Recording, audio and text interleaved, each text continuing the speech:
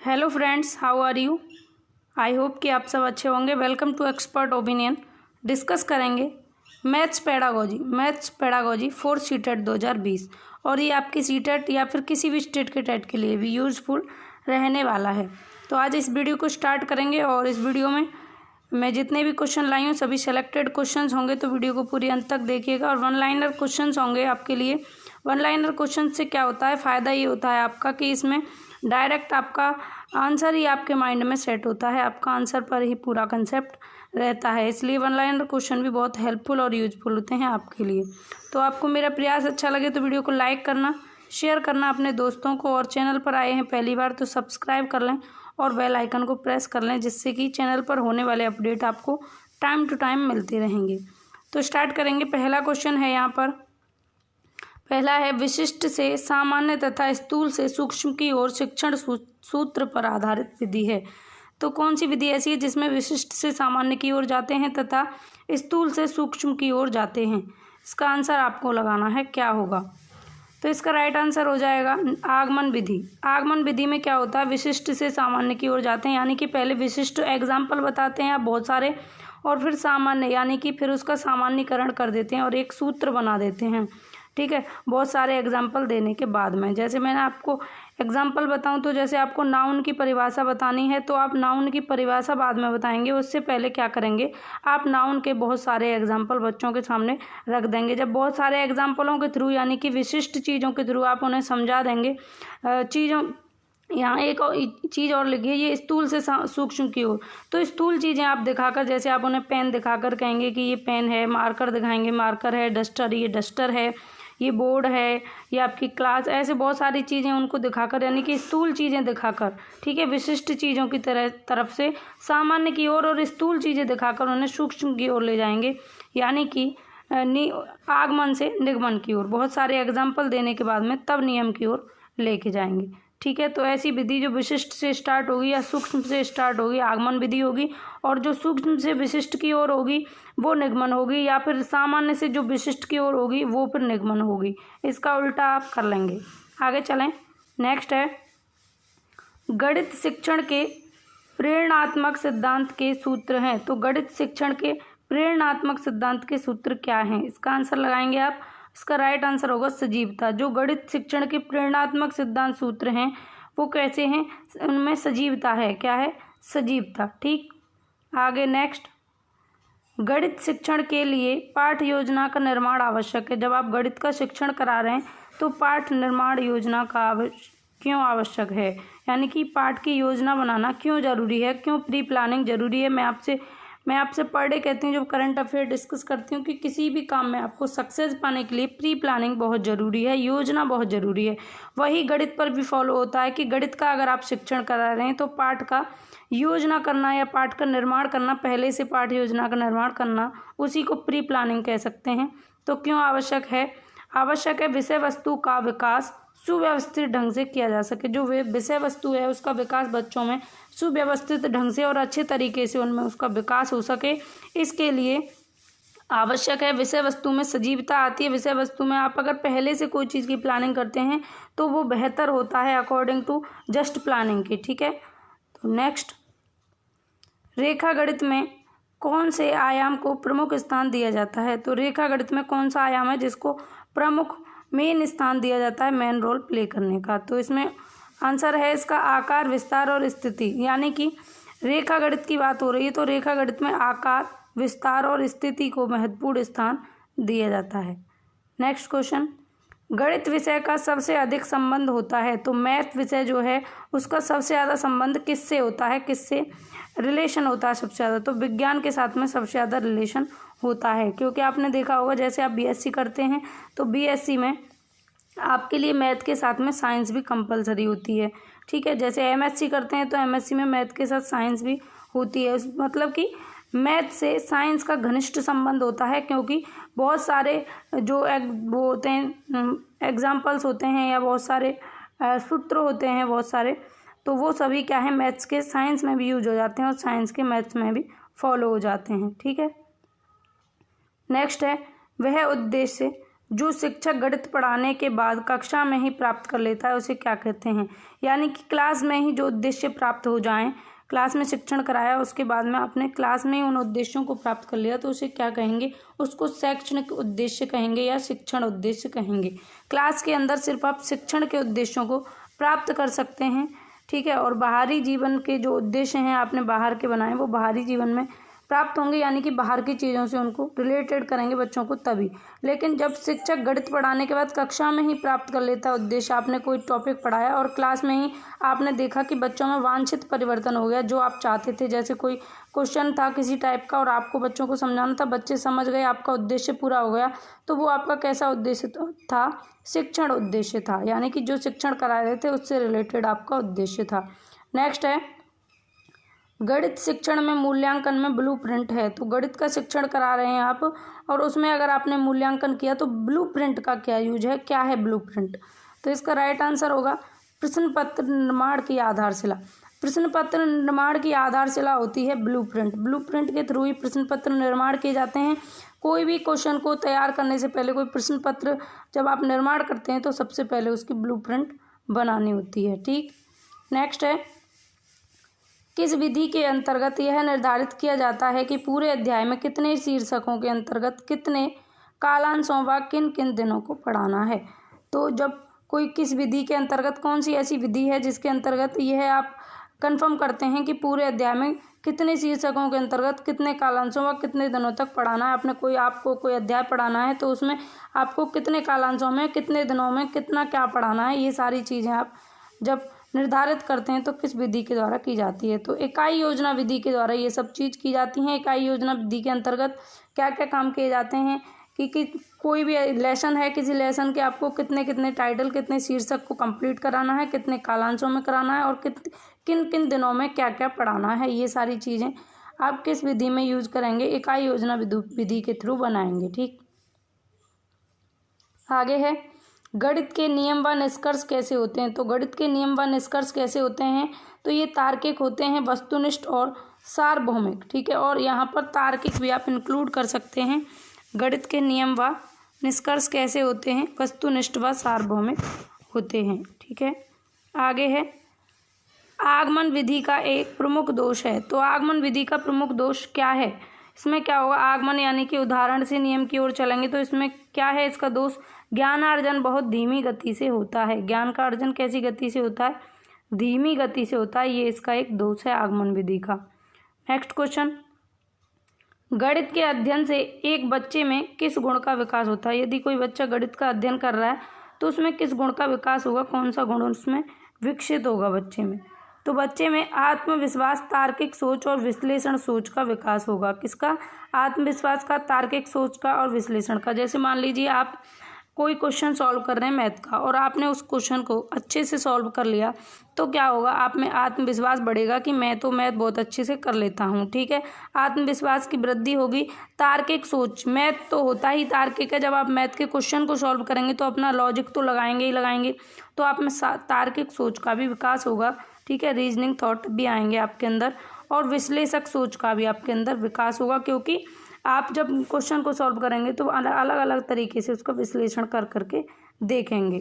ठीक है, आगे है गणित सभ्यता और संस्कृति का दर्पण है, यह कथन किसका है। ये क्वेश्चन रिपीटेड होता है और कई बार आया हुआ है, इसलिए बार बार रिपीटेड क्वेश्चन है और इसका आंसर आपको सही लगाना है, क्योंकि हम पहले भी इसको डिस्कस कर चुके हैं। गणित सभ्यता और संस्कृति का दर्पण है, तो ये है किसका कथन, हागबेन का। हागबेन ने कहा है और कहीं कहीं आपको हागबेन इस तरीके से भी लिखा हुआ मिल जाएगा, हागबेन। तो हागबेन ने ये कहा है कि गणित सभ्यता और संस्कृति का दर्पण है। आगे चलते हैं, नेक्स्ट है उपलब्धि परीक्षण वह नैदानिक परीक्षण में अंतर। उपलब्धि परीक्षण व नैदानिक परीक्षण में अंतर क्या है। तो नैदानिक यानी कि निदान के बारे में मैं पहले भी डिस्कस कर चुकी हूँ। निदान यानी कि कोई भी आपको कमी के बारे में पता लगाना, कोई रिक्ति है, बच्चा अगर सीख रहा है तो उस रिक्ति के बारे में पता लगाना है, निदान कहलाता है। और इन दोनों में क्या है अंतर, उपलब्धि परीक्षण में उद्देश्य का अंतर है और कुछ नहीं, सिर्फ उद्देश्य का अंतर है, क्योंकि उपलब्धि परीक्षण के उद्देश्य अलग होते हैं और नैदानिक परीक्षण के उद्देश्य अलग होते हैं। नैदानिक परीक्षण के अंतर्गत हमें रिक्तियों का पता लगाना होता है, कमियों का पता लगाना होता है कि कहाँ पर बच्चे की कमियाँ रह गई हैं, क्या प्रॉब्लम आ रही है बच्चे को, प्रॉब्लम्स का पता लगाते हैं हम, ठीक है। और उपलब्धि परीक्षण में उपलब्धि का, ठीक। तो उद्देश्य दोनों के अलग अलग हैं। नेक्स्ट है, त्रिभुज की रचना हेतु आवश्यक उपकरण या सामग्री क्या होनी चाहिए। जब आप एक त्रिभुज की रचना कर रहे हैं, ठीक है, आप कैसा भी त्रिभुज बना रहे हैं, समकोण बना रहे हैं या समबाहु त्रिभुज बना रहे हैं, समद्विबाहु त्रिभुज बना रहे हैं, तो कोई भी त्रिभुज बनाने के लिए आपको किसकी आवश्यकता होती है, तो आपको कंपास, पैमाना और पेंसिल की ज़रूरत होती है, ठीक है। कंपास, पैमाना और पेंसिल मोस्ट इम्पॉर्टेंट होती है कोई भी त्रिभुज बनाने के लिए, ठीक। आगे, वस्तुनिष्ठ परीक्षण की सर्वाधिक महत्वपूर्ण विशेषता है। वस्तुनिष्ठ परीक्षण की सबसे ज़्यादा महत्वपूर्ण विशेषता क्या है, मोस्ट इम्पॉर्टेंट, ठीक। तो क्या होगी, वैधता। वैध होता है ये कहीं पर भी, कितने भी लोगों पर कैसे भी लागू कर लें, अगर वस्तुनिष्ठ परीक्षण है आपका तो ये वैधता होती है, समान आपका रिजल्ट आएगा। क्योंकि क्वेश्चंस में 4 ऑप्शंस होंगे आपके सामने, 4 ऑप्शन रखो, 3 रखो, 2 रखो, जो भी रखो, लेकिन सबके लिए समान होंगे तो क्या होगा, वैध होगा, ठीक है। और जो वस्तुनिष्ठ परीक्षण है ये वैध होता है, इसकी ये सबसे बड़ी विशेषता है। आगे चलें, मूल्यांकन का निकटतम संबंध होता है। तो मूल्यांकन का निकटतम संबंध क्या होता है ये बताना है आपको। राइट आंसर है उद्देश्य से, यानी कि आप मूल्यांकन कर रहे हैं तो किस उद्देश्य से, कोई ना कोई उद्देश्य तो होगा आपका मूल्यांकन करने के पीछे। तो मूल्यांकन का सबसे निकटतम संबंध होता है उद्देश्य से, क्योंकि मूल्यांकन करते टाइम आप अगर मूल्यांकन कर रहे हैं किसी बच्चे का, तो आप मूल्यांकन करते टाइम उद्देश्य का महत्वपूर्ण विशेषता होती है, उद्देश्य का ध्यान रखा जाता है और कोई ना कोई उद्देश्य होता है मूल्यांकन करने के पीछे। आगे है, मनुष्य के जीवन की गतिविधियों में गणित का सर्वाधिक उपयोग होता है। तो कहाँ पर होता है, हमारी जो ह्यूमन हैं उनके लाइफ में मैथ का कहाँ पर सबसे ज़्यादा यूज होता है, मैथमेटिक्स गतिविधियों का। तो राइट आंसर है सामाजिक और आर्थिक। समाज में हर एक काम को करने के लिए आपको मैथमेटिक्स की ज़रूरत पड़ती है, ठीक है। और आर्थिक, जहाँ पर आपको कहीं पर भी फाइनेंशियल चीज़ों में भी मैथ की बहुत ज़रूरत होती है। आप देख सकते हैं बैंक वगैरह में बिना मैथमेटिक्स के कुछ भी नहीं है। आगे, कौन सा कार्य अध्यापक से संबंधित नहीं है। तो अध्यापक से संबंधित कौन सा कार्य नहीं है, तो बजट बनाना अध्यापक से संबंधित नहीं है। नेक्स्ट, सर्वाधिक प्रभावशाली शिक्षण सामग्री है। तो सबसे ज़्यादा प्रभावशाली, सबसे ज़्यादा इफेक्टिव कौन सी है शिक्षण सामग्री, तो प्रत्यक्ष अनुभव, यानी कि आप बच्चों को प्रत्यक्ष अनुभव करा रहे हैं तो ये सबसे ज़्यादा प्रभावशाली होगा। जैसे कि आप बच्चों को कहीं घुमाने ले जा रहे हैं तो वहाँ पर आपने बच्चों को प्रत्यक्ष अनुभव कराए। जो चीज़ें बच्चा प्रत्यक्ष रूप से देखता है सामने, उनको भूलने के उसके चांसेस बहुत कम रहते हैं। जैसे मैंने आपसे कहा था कि जैसे आप एग्जाम्पल दे रहे हैं बहुत सारे, आपने कहा मार्कर, तो आप बच्चे को अगर मार्कर दिखा देते हैं, उसको मार्कर दिखा के उसे उसके हाथ में दें, वो टच करे, देखे उसे लिख कर देख लेगा, अगर उसको छू कर देख लेगा, उसको सामने देख लेगा, तो ये उसका प्रत्यक्ष अनुभव होगा। और इससे ज़्यादा इफेक्टिव वे में कोई नहीं हो सकता। सबसे ज़्यादा इफेक्टिव वे होता है प्रत्यक्ष अनुभव, डायरेक्ट, ठीक है। डायरेक्ट फील कराओ बच्चे को, डायरेक्ट अनुभव कराओ एक्सपेरिमेंट के थ्रू, तो ये सबसे ज़्यादा प्रभावशाली होगा प्रत्यक्ष अनुभव। नेक्स्ट, छात्र गणित की गणना में गति प्राप्त कर सकता है। छात्र गणित की गणना में गति कैसे प्राप्त कर सकता है, अभ्यास के द्वारा, ठीक है। प्रैक्टिस जितनी ज़्यादा करेगा, मैथमेटिक्स में सबसे ज़्यादा महत्वपूर्ण रोल होता है प्रैक्टिस का। जितनी आपकी प्रैक्टिस अच्छी होगी आप उतना ही ज़्यादा अच्छा इसमें स्पीड पा सकते हैं, क्योंकि कैलकुलेशन स्पीड जब भी अच्छी होती है जब आप प्रैक्टिस करते हैं, अभ्यास करते हैं मैथ का। नेक्स्ट है, गणित की प्रकृति एवं संरचना में कौन सी विशेषता नहीं है।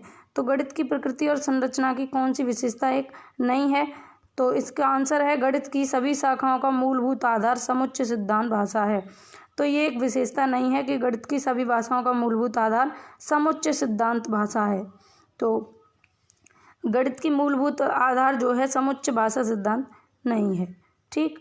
नेक्स्ट है, गणित सभी विज्ञानों का द्वार कुंजी है, यह किसने कहा है। तो गणित को सभी विज्ञानों का द्वार या कुंजी किसने कहा है, रोजर बेकर ने कहा है कि मैथमेटिक्स जो है सभी साइंस का, सभी विज्ञानों का, सभी आर्ट्स का द्वार और कुंजी है।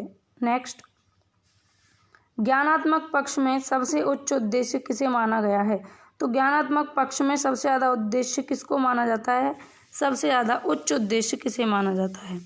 तो मूल्यांकन को सबसे ज़्यादा उच्च उद्देश्य माना जाता है, क्योंकि सारी चीज़ें करने के बाद लास्ट में जब हम मूल्यांकन पर आते हैं तब हमें पता लगता है कि कितना परिवर्तन हुआ, क्या क्या बदलाव हुए, कितना डेवलपमेंट हो चुका है। तो ज्ञानात्मक पक्ष में सबसे ज़्यादा उच्च उद्देश्य मूल्यांकन का ही होता है। नेक्स्ट है सामान्य से विशिष्ट का सिद्धांत किस में प्रयोग होता है? तो यानी कि मैंने पहले आपसे विशिष्ट से सामान्य की बात की थी, यानी कि आगमन से निगमन की ओर। अब यहाँ पर वही बात है, मैंने कहा पलट देना आप, तो सामान्य से विशिष्ट की ओर यानी कि सूक्ष्म से स्थूल की ओर। तो कौन सा सिद्धांत है ये? निगमन होगा, क्योंकि नियम से हम एग्जाम्पल की ओर चलेंगे। विशिष्ट से सामान्य की ओर में हम एग्जाम्पल से नियम की ओर जाते हैं, लेकिन सामान्य से विशिष्ट की ओर में हम निगमन से आगमन की ओर जाते हैं, नियम से एग्जाम्पल की ओर जाते हैं। जैसे एक एग्जाम्पल दूं मैं आपको, तो जैसे कि कोई टीचर क्लास में किसी के व्यक्तित्व के बारे में पढ़ाना चाहता है, कोई महान व्यक्तित्व है उनके बारे में आप पढ़ाना चाहते हैं, तो आपने उनके बारे में एग्जाम्पल दिए नहीं और पहले ही पूरे क्वेश्चंस की डेफिनेशंस थी, जितनी भी उनके बारे में लिखे हुए कोटेशन थे और उनके क्वेश्चन आंसर थे, उन सारी चीज़ों को आपने कंप्लीट करा दिया, लेकिन आपको बच्चों को आपने एग्जाम्पल्स के थ्रू नहीं समझाया। या फिर वो नाउन वाला एग्जाम्पल, आप नाउन की परिभाषा लिखाकर रट्टा लगवा दें बच्चों से कि बच्चे नाउन ये है और ये नाउन की परिभाषा, इसको लर्न कर लो, यानी कि परिभाषाओं को याद कराकर, सूत्रों को याद कराकर, और बाद में आप एग्जाम्पल बताते हैं, तो सामान्य से विशिष्ट की ओर जाएगा। जैसे आपको बच्चों को साधारण ब्याज पढ़ाना है और आपने कहा कि साधारण ब्याज बराबर मूलधन गुणा दर गुणा समय बटे 100। अब लगाइए सवाल, पहले आपने सामान्य चीज़ें बता दी, यानी कि सूत्र बता दिया आपने, और फिर उसके बाद आप उनसे क्वेश्चंस करा रहे हैं, एग्जाम्पल्स करा रहे हैं, तो ये सामान्य से विशिष्ट की ओर जाएगा। ठीक है, यानी कि नियम से आगमन की ओर। नेक्स्ट है गणित में किस विधि में हम पराया सूत्र तथा नियमों की सहायता लेते हैं? गणित में किस विधि में, कौन सी विधि है जिसमें हम पराया सूत्र और नियमों की सहायता लेते हैं? तो निगमन विधि में हम सूत्रों की और नियमों की सहायता लेते हैं। ठीक है, गणित की निगमन विधि में हम सूत्रों और नियमों की हेल्प लेते हैं। नेक्स्ट है छोटी कक्षाओं में गणित विषय में रुचि उत्पन्न कराने के लिए पढ़ाने का तरीका होना चाहिए। तो प्राइमरी लेवल पर जब हमें मैथमेटिक्स में इंटरेस्ट पैदा करना है बच्चों में, तो कौन सा तरीका सबसे बेहतर होगा? तो मनोरंजन और खेल विधि, यानी कि खेल संबंधी, खेल में बच्चों को पढ़ाना, एंटरटेनमेंट के साथ में बच्चों को पढ़ाना। जैसे आपने बच्चों को सिखाना है गिनतियाँ और आपने प्लेग्राउंड में इस तरीके से एक गोला टाइप चौकोर यानी आयत टाइप का बना लिया और उसमें इस तरीके से ऐसे ऐसे कर दिया। ठीक, तो आपने यहाँ 1 लिख दिया, यहाँ 2 लिख दिया, यहाँ 3, यहाँ 4, यहाँ 5, यहाँ 6, ऐसे तक ऐसे आपने लिख दिया। अब आप बच्चों से कहेंगे बेटे जहाँ पर आपको 1 दिख रहा हो वहाँ उस गोले में आप खड़े हो जाएं, तो यहाँ खड़े हो जाएंगे। जहाँ आपको 4 दिख रहा हो उस गोले में खड़े हो जाएं, तो यहाँ खड़े हो जाएंगे। जहाँ 2 दिख रहा है वहाँ यहाँ। तो इस तरीके से बच्चे एंटरटेनमेंट के साथ में खेल में चीज़ों को सीख जाते हैं और उनमें गणना का विकास हो जाता है। ठीक, आगे चलेंगे। नेक्स्ट है यदि एक विद्यार्थी गणित विषय में कई बार अनुत्तीर्ण होता है तो यह जानने के लिए कि गणित की किस शाखा में वह कमज़ोर है, निम्न में से कौन सी विधि का उपयोग लेंगे? जैसे कोई बच्चा बार बार फेल हो रहा है, बार बार मैथ में फेल हो रहा है, तो आप उसकी कमियों को, उसकी रिक्तियों को जानने के लिए किसका यूज़ करेंगे, जिसके बारे में मैंने आपको पहले ही बताया है, उपचारात्मक तरीका। ठीक है, यानी कि उपचारात्मक तरीका यहाँ पर इतना सटीक नहीं होगा, वैसे यहाँ पर निदान होना चाहिए था, क्योंकि आप पहले उसकी कमियों को जानने के लिए कि वो बच्चा बार बार आकर फेल हो क्यों रहा है, ये जानने के लिए आप किसका यूज़ करेंगे? निदान करेंगे पहले उसका। फिर निदान करने के बाद में जब आप निदान में उसकी प्रॉब्लम्स का पता लगाएंगे कि आखिर उसे प्रॉब्लम है कहाँ पर, तब उसके बाद में आप उपचार करेंगे। ठीक है, ध्यान रखेंगे जब आपको बच्चे की कमजोरियों का, ठीक है, पता लगाना है कि क्या प्रॉब्लम है बच्चों को, उसकी प्रॉब्लम्स का पता लगाना, तो आप निदान का यूज करेंगे, निदान विधि का, और फिर उसके बाद निदान के बाद में उपचार किया जाता है। ये हमेशा ध्यान रखेंगे, पहले निदान होगा तब उपचार होगा, क्योंकि आपको जब पता ही नहीं है कि कमी है क्या, आप डॉक्टर के पास गए और डॉक्टर को यही नहीं पता कि आपकी बीमारी क्या है, आपको फीवर कौन सा है, आपको मलेरिया है या टाइफाइड है या फिर आपको कौन सी प्रॉब्लम है, उससे पहले वो उपचार नहीं कर सकता। दवाएं दे देगा तो फिर वो इफेक्टिव नहीं होंगी, क्योंकि उससे जो आपकी प्रॉब्लम है वो तो पता ही नहीं लगी, निदान तो हुआ ही नहीं, तो उपचार करने का फ़ायदा क्या? तो पहले होगा निदान और उसके बाद होगा उपचार। ठीक, ध्यान रखेंगे। आगे चलते हैं। नेक्स्ट क्वेश्चन, एक शिक्षिका शिक्षार्थियों से पत्तियों को एकत्रित करने, सममिति पैटर्न की पहचान करने के लिए कहती है। यह कार्य शिक्षिका के किस कार्य को दर्शाता है, किस प्रयास को दर्शाता है? तो इसका राइट आंसर है वास्तविक जीवन से गणितीय अवधारणाओं के साथ जोड़ने संबंधी, यानी कि वास्तविक जीवन को गणित की अवधारणाओं से जोड़ने का काम कर रही हैं, क्योंकि बच्चों से कह रही हैं पत्तियों को कलेक्ट करो, सममिति पैटर्न की पहचान करो, एक पैटर्न बनाओ कि कौन सा किस पेड़ की पत्ती है, एक पैटर्न के तरीके से पहचान करो। यह शिक्षिका किस तरीके का प्रयास कर रही है? वास्तविक जीवन को गणितीय अवधारणाओं से जोड़ने का प्रयास कर रही हैं। जो वास्तविक जीवन है बच्चों का, जिन चीज़ों को वो पढ़े देखते हैं, उनसे गणित शिक्षण को जोड़ने का प्रयास कर रही हैं। ठीक, नेक्स्ट है, एक गणित शिक्षिका संकल्पना पढ़ाते समय शिक्षार्थियों के अक्सर पृष्ठ पोषण लेती है। तो शिक्षार्थियों से पृष्ठ पोषण लेने का काम कर रही है। ये क्या है? इस क्रिया को रूपात्मक आकलन कहा जा सकता है। ठीक है, रूपात्मक आकलन इसको कहा जा सकता है, इस क्रिया को, यानी कि पढ़ाते समय बच्चों से फीडबैक लेती हैं टाइम टू टाइम, तो इसको क्या कहेंगे? रूपात्मक आकलन कहेंगे। तो ये थे आज के आपके वन लाइनर क्वेश्चंस। कैसी लगी आपको वीडियो बताएंगे कमेंट करके, लाइक करना, शेयर करें अपने मित्रों के साथ में। अच्छी लगी हो वीडियो तो लाइक कर दें एक, और चैनल पर पहली बार आएँ सब्सक्राइब करके बेल आइकन को साइड में प्रेस कर लें, जिससे आने वाली नोटिफिकेशंस आपको मिलती रहें। इस वीडियो में बस इतना ही। Take care, Radhe Radhe.